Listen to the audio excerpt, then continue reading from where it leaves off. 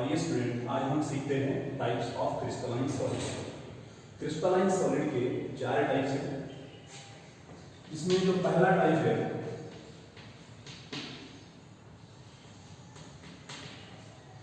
यह है ionic solids. इसी को हम आयोनिक क्रिस्टल्स भी बोलते हैं। अब ये जो चार टाइप्स है क्रिस्टलाइन सॉलिड के, इसमें हमें देखना पड़ेगा सबसे इंपॉर्टेंट बात कि इसमें कॉन्स्टिट्यूएंट पार्टिकल्स कौन सा है।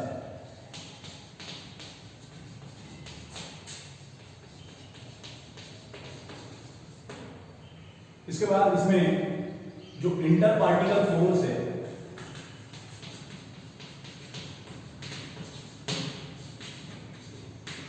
वो कौन सा इंटर पार्टिकल फोर्स इसमें होता है। इसके बाद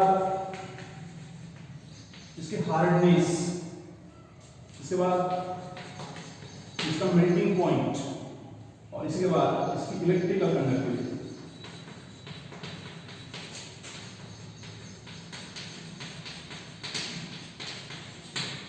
इतनी बातें हमें ध्यान रखनी है टाइप्स ऑफ क्रिस्टलाइन सॉलिड। तो पहला सॉलिड है आयोनिक सॉलिड। आइए हम देखते हैं कि इसमें कॉन्स्टिट्यूएंट पार्टिकल्स कौन सा है। इसमें जो कॉन्स्टिट्यूएंट पार्टिकल्स है वो है charged ion.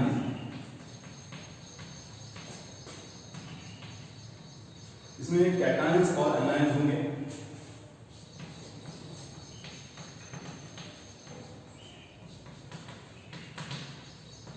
So, the charged ions may be of different size. इसकी जो साइज है हो सकता है कोई अलग अलग हो। कैटायंस हो सकता है थोड़ा सा छोटा हो सकता है, एनायंस है। इसमें कॉन्स्टिट्यूएंट पार्टिकल्स वो चार्ज्ड आयन है।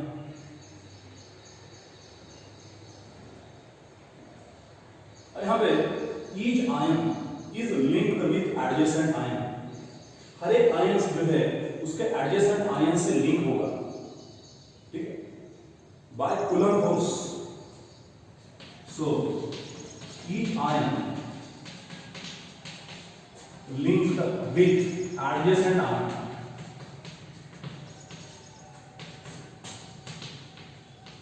by Coulomb force।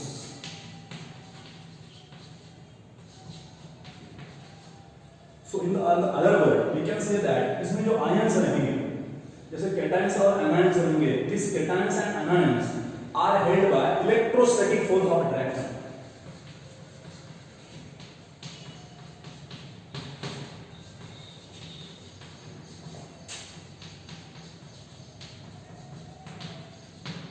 Electrostatic force of attraction से हेल्ड रहेंगे।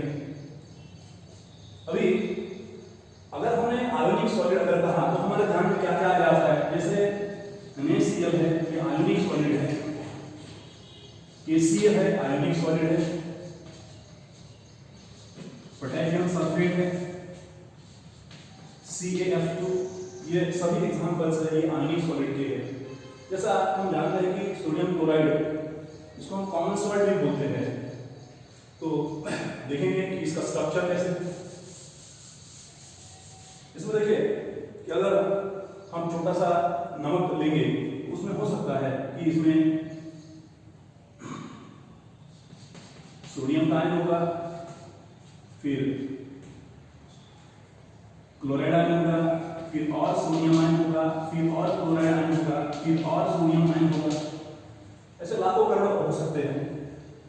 इसमें फिर क्लोराइड आयन होगा, फिर सोडियम का आयन होगा, फिर और क्लोराइड आयन होगा, फिर और सोडियम का आयन होगा, फिर और क्लोराइड आयन होगा, फिर और सोडियम का आयन होगा, फिर और क्लोराइड आयन होगा, फिर और सोडियम का आयन होगा।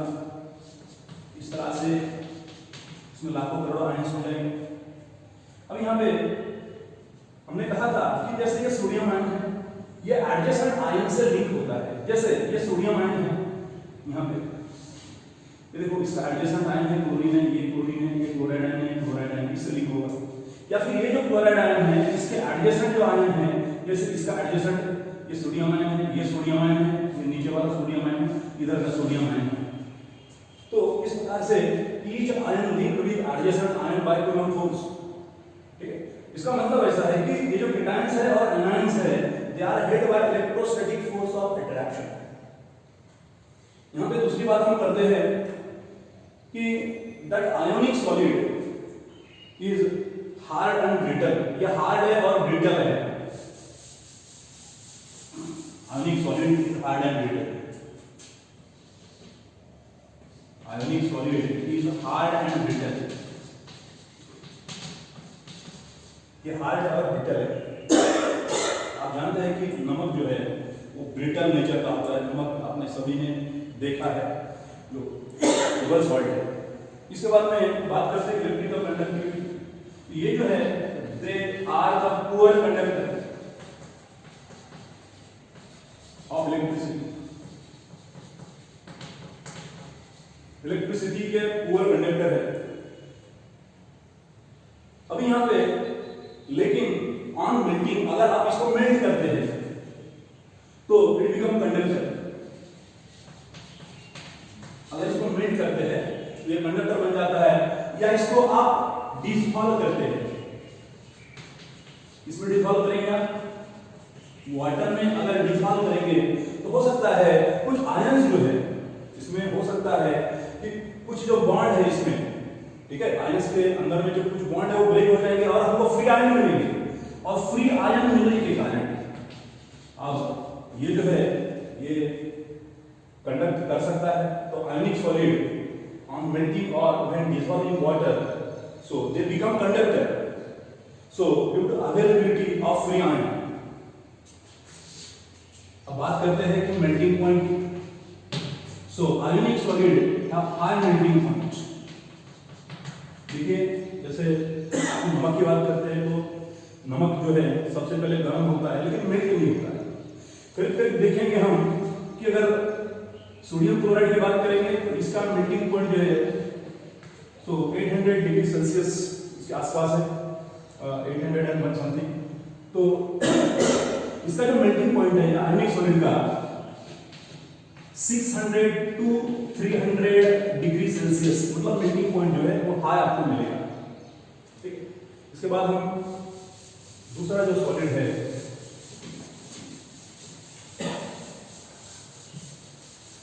क्रिस्टलाइन सॉलिड का दूसरा जो टाइप है,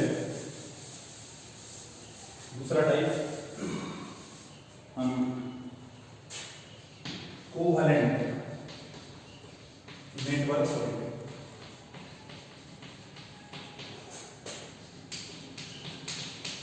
ये दूसरा टाइप है।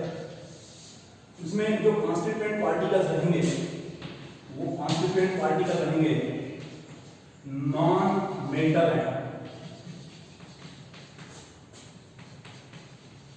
आप सभी तो जानते हैं मेटल पीरियोडिक टेबल में कहां पे, नॉन मेटल भी कहां पे। जैसे कुछ नॉन मेटल का एग्जांपल बताता हूं। कार्बन जो है नॉन मेटल है, ठीक है, सिलिकॉन है नॉन मेटल है, इसके बाद फास्फोरस है नॉन मेटल है, ठीक है। तो इस प्रकार से कार्बन है, सिलिकॉन है, फास्फोरस है, सल्फर है। So constituent particles are non metal atom, constituent particles रहेंगे नॉन मेटल एटम रहेंगे। अब यहां पे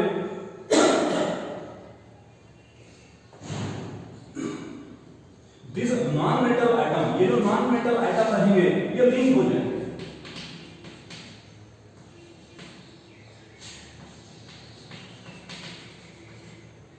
एंड दे फॉर्म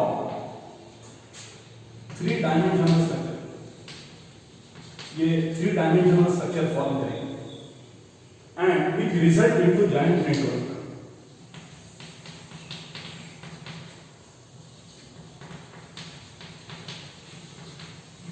बहुत बड़ा जॉइंट नेटवर्क बन जाएगा। जैसे मान लेते हैं कि ये कार्बन एटम है, आप जानते हैं कि इसमें लिंकिंग कैरेक्टरिस्टिक्स है जिसको कैटेनेशन बोलते हैं। इसमें एक एटम दूसरे एटम से लिंक हो जाएगा तो सबसे पहले 3 डायमेंशनल स्ट्रक्चर तैयार हो जाएगा। इसका एक 3 डायमेंशनल स्ट्रक्चर हो जाएगा तैयार, और उसके बाद फिर बहुत बड़ा जॉइंट नेटवर्क तैयार हो जाएगा। एक जॉइंट नेटवर्क तैयार हो जाएगा।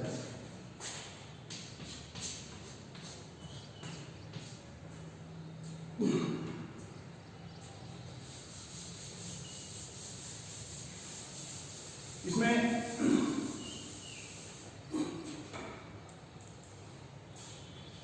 क्रिस्टलाइन कोवेलेंट कॉन्स्टिट्यूएंट पार्टिकल्स हैं। इसके बाद में इसमें जो इलेक्ट्रॉन है, all the electron are delocalized in bonding. So all the electron, सभी के सभी इलेक्ट्रॉन्स जो है डीलोकलाइज्ड इन बॉन्डिंग, सभी काम में लग जाएंगे बॉन्डिंग बनाने के, तो कोई फ्री इलेक्ट्रॉन नहीं रहेगा। इसके कारण कोवेलेंट सॉलिड जो है it is poor conductor of electricity. So covalent solid is poor conductor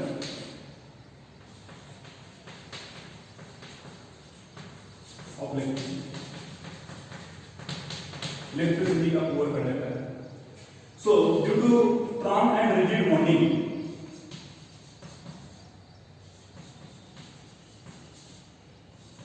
strong and rigid structure,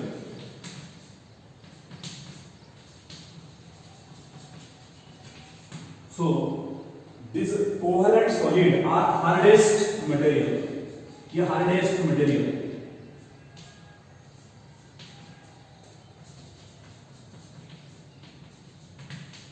and it is incompressible।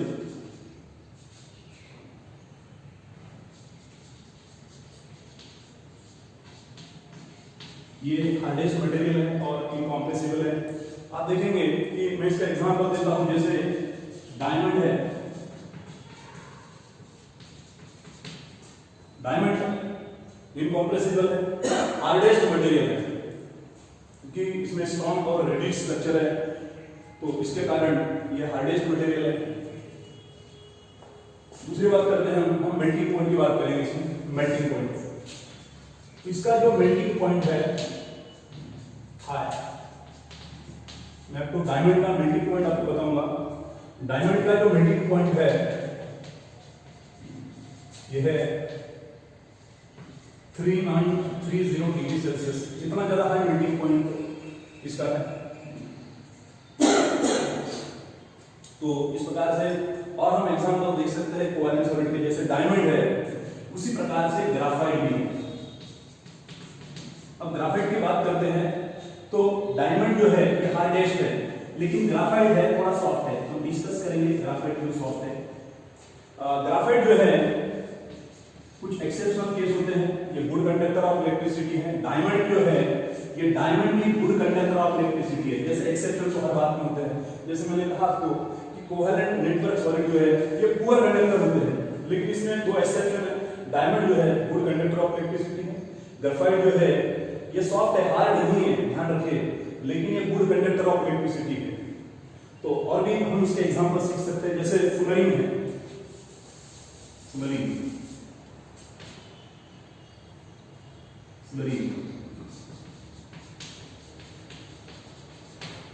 Boron nitride,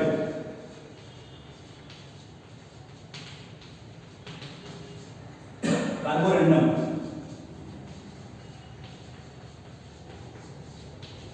इसका फार्मूला है सिलिकॉन कार्बाइड। सिलिकॉन कार्बाइड को Carborundum भी कहा जाता है। तो ये एग्जांपल है कुछ कोवेलेंट नेटवर्क सॉलिड के। डायमंड है, ग्राफाइट है, फ्लोरीन है, बोरान नाइट्राइड है, कार्बोरेंडम है, तो ये इसके एग्जांपल हो गए। दूसरी बात में एक इंपॉर्टेंट चीज हम यहाँ पे डिस्कस करेंगे कि ग्राफाइट जो है हम हमेशा कहते हैं कि कोवेलेंट सॉलिड जो जनरली जो है ये हार्डेस्ट मटेरियल होते हैं, लेकिन इसमें एक्सेप्शंस है। ग्राफाइट जो है सॉफ्ट है। हम देखेंगे कि ग्राफाइट जो है ये सॉफ्ट क्यों है। Why? Graphite is soft and or a good conductor. तो ये क्वेश्चन हमारा हो गया, ग्राफाइट जो है वाई सॉफ्ट है और फिर भी वो गुड कंडक्टर भी है। जैसे हमने आपको बताया था कि कोवेलेंट सॉलिड जो है they are poor conductor of electricity, लेकिन ये एक्सेप्शनल केस है। तो ये जो ग्राफाइट है, ग्राफाइट इज अलग ड्रॉप ऑफ कार्बन। ग्राफाइट जो है allotrope of carbon. Graphite consists of layers of carbon.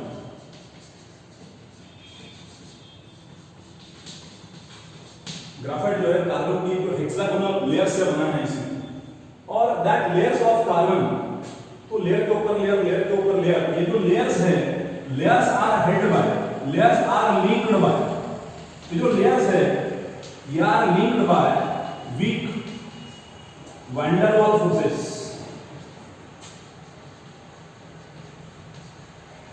Of attraction. ये जो लेयर्स है, this layers are linked by weak van der Waals forces of attraction। अगर ये layers जो है, ये अगर इसमें लेयर्स में weak van der Waals forces of attraction है, इसके कारण इसकी जो लेयर्स है ये स्लाइड होती है, स्लाइड ओवर वन अनदर, एक दूसरे के ऊपर ये स्लाइड होती है, and therefore graphite is a soft. अभी दूसरी बात हम देखते हैं कि भाई graphite is a good conductor. आप ग्राफाइट में देखेंगे कि सभी के सभी जो कार्बन एटम्स है, all carbon atoms are sp2 hybridized, सभी के सभी कार्बन एटम है ये sp2 हाइब्रिडाइज्ड है। इसमें एक जो कार्बन एटम है, each carbon atom they form the 3 covalent bond with other carbon atom. हर एक कार्बन एटम वो 3 कोवैलेंट बॉन्ड कम से कम दूसरे कार्बन एटम से तैयार करता है, ठीक है। हर एक कार्बन एटम ये 3 कोवैलेंट बॉन्ड तैयार करता है। तो यहां पे 3 कोवैलेंट बॉन्ड कर दिए, लेकिन एक जो इलेक्ट्रॉन है, एक इलेक्ट्रॉन जो इसमें अनपेड इलेक्ट्रॉन होता है, and due to that unpaired electron means ये इलेक्ट्रॉन जो अनपेड रहेगा, पेयरिंग नहीं करेगा कभी भी, ये फ्री रहेगा, and due to that free electron graphite is a good conductor of electricity. हम तीसरे सॉलिड की बात करते हैं, ये मॉलिक्यूलर सॉलिड है। मॉलिक्यूलर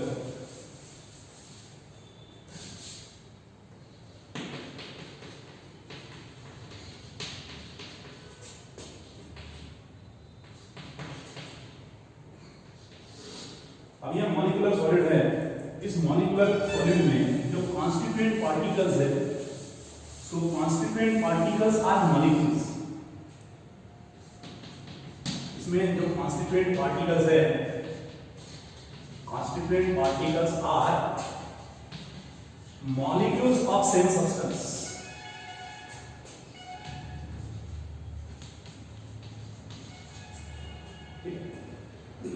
जैसे हम बात करेंगे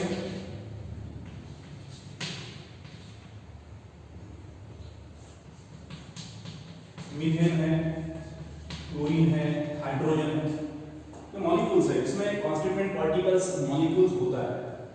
अब यहां पे within the molecules there is covalent bond. Molecule के अंदर में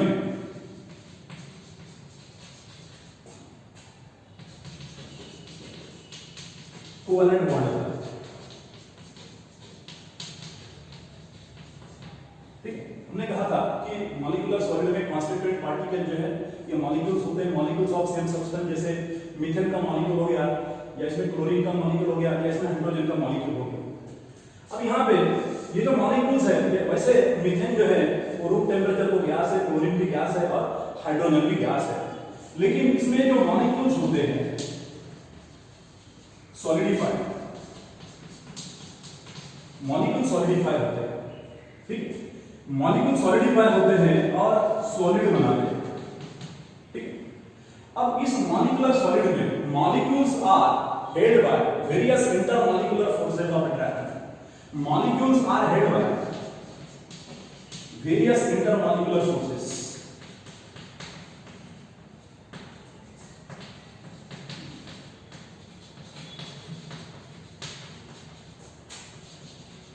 इसमें जो मॉलिक्यूल्स होता है वो अलग अलग इंटरमॉलिक्यूलर फोर्सेस से वो एक दूसरे के साथ जो है वो हेड होता है।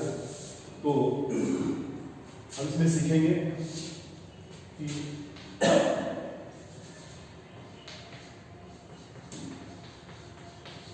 Week dipole dipole interaction.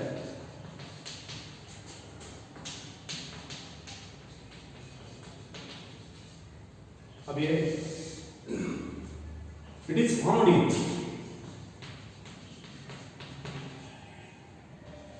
Polar molecule. ये आपको हमेशा पोलर मॉलिक्यूल में मिलेगा, weak dipole dipole interaction. Dipole dipole interaction के बारे में 11th स्टैंडर्ड में डिटेल में दिया है, आप पढ़ सकते हैं।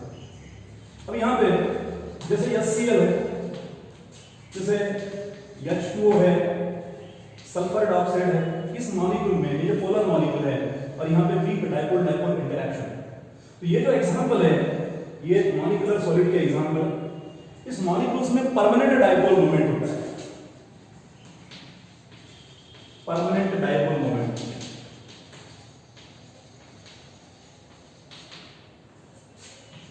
दूसरा जो है very weak van der Waals, very weak dispersion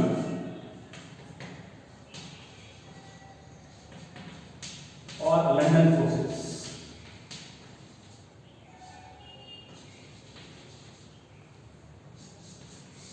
ये जो है इट इज फाउंड इन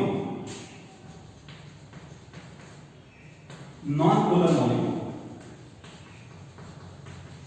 या तो नॉन पोलर मॉलिक्यूल में मिलेगा, जैसे मीथेन है, हाइड्रोजन है, ये नॉन पोलर मॉलिक्यूल है। इसमें आपको वेरी वीक डिस्पर्शन और लंडन फोर्स आपको मिलेगा, जो कि इंटरमॉलिक्यूलर फोर्स होगा। या फिर और found in solid monoatomic gases, जैसे हीलियम है, नियॉन है, आर्गॉन है। इस मोनोएटॉमिक जो सॉलिड गैस है, हीलियम, नियॉन और आर्गॉन, इसमें आपको वीक, वेरी वीक डिस्पर्शन और लंडन फोर्स आपको मिलेगा। तीसरा जो है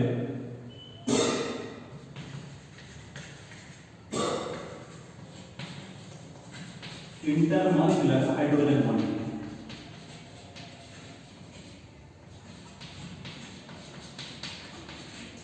So, intermolecular hydrogen bonding are found in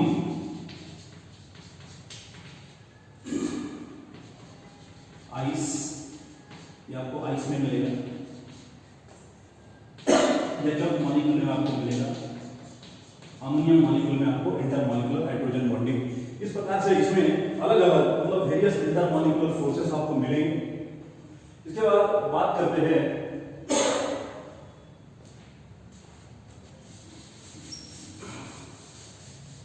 इसका melting point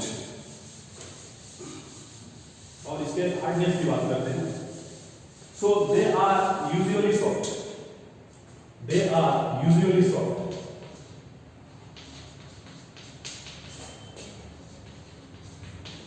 and low melting point. ऐसा क्यों है कि ये यूजुअली सॉफ्ट हमको क्यों मिलेंगे और इसका मेल्टिंग पॉइंट क्यों मिलेगा, इसका लो मिलेगा? इसका कारण है इसमें जो इंटरमॉलिक्यूलर फोर्सेस ऑफ अट्रैक्शन रहेगा, सो ड्यू टू वीक, ये जो रहेगा इंटरमॉलिक्यूलर फोर्सेस ऑफ अट्रैक्शन, ये वीक रहेगा।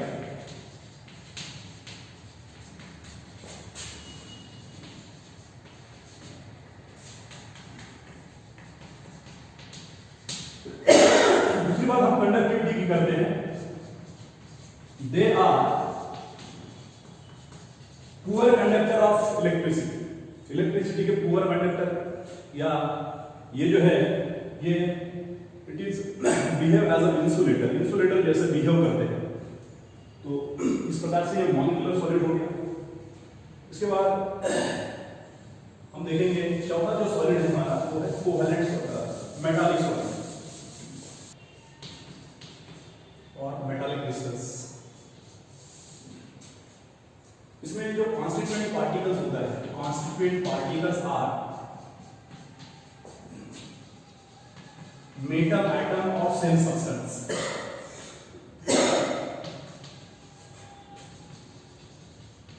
इन the form of cation, and that cation are held by metallic bond.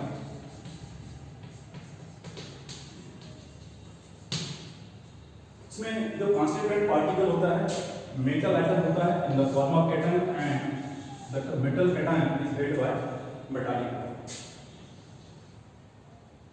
अब यहां पे electron is delocalised over the entire crystal.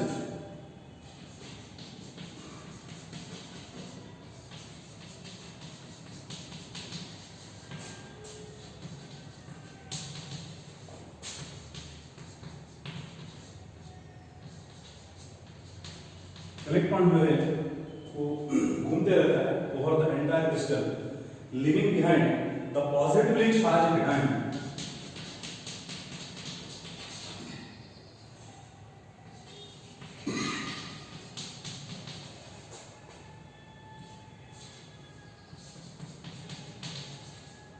So therefore it is said that इस तरह से कहा जाता है यहां पे the array of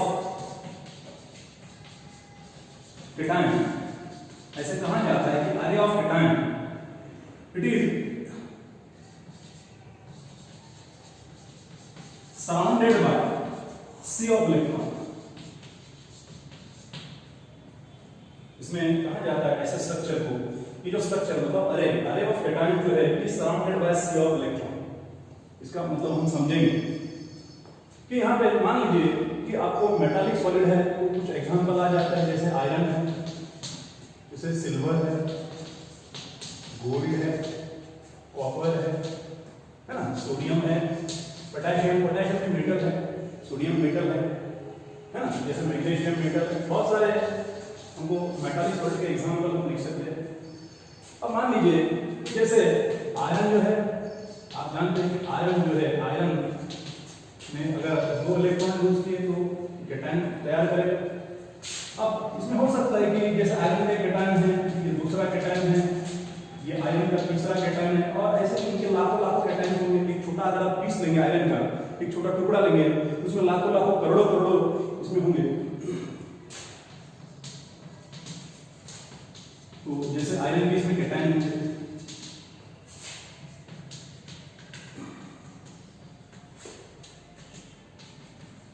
अब आप जानते हैं इसमें इलेक्ट्रॉन जो है ये delocalise over the entire crystal. मान लीजिए कि इतना छोटा सा टुकड़ा है,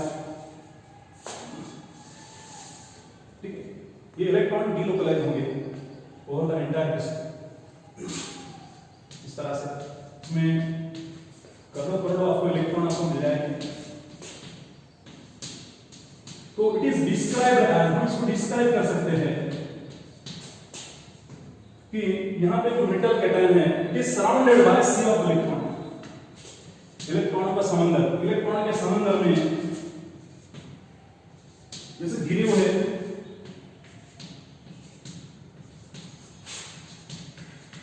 इस तरह से, इसमें करोड़ों इलेक्ट्रॉन हो सकते हैं, करोड़ों इसमें कैटायंस हो सकते हैं। तो इस तरह से electron are delocalised over the entire crystal living behind the electron, and therefore it is said that, इस प्रकार से कहा जाता है कि the structure is like the array of cation, मतलब structure of cation surrounded by sea of electron.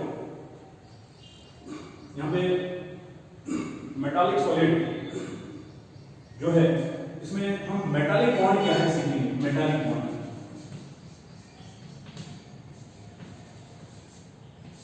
So the interparticle attraction,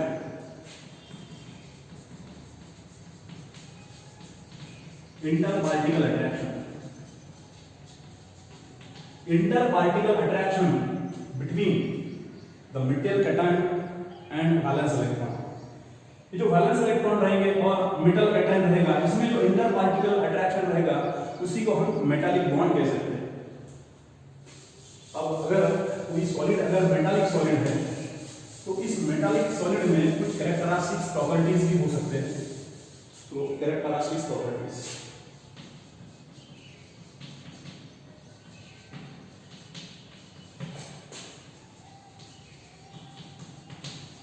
इसमें पहली कैरेक्टरिस्टिक्स प्रॉपर्टी है डक्टिलिटी। ठीक है, मेटल जो है ये डक्टाइल होते हैं, ductile we can drawn a thin wire through metals, so that is called ductility। दूसरी जो प्रॉपर्टी है मैकेनिकलिटी, So we can hammer the metal into thin sheet. So that is called malleability.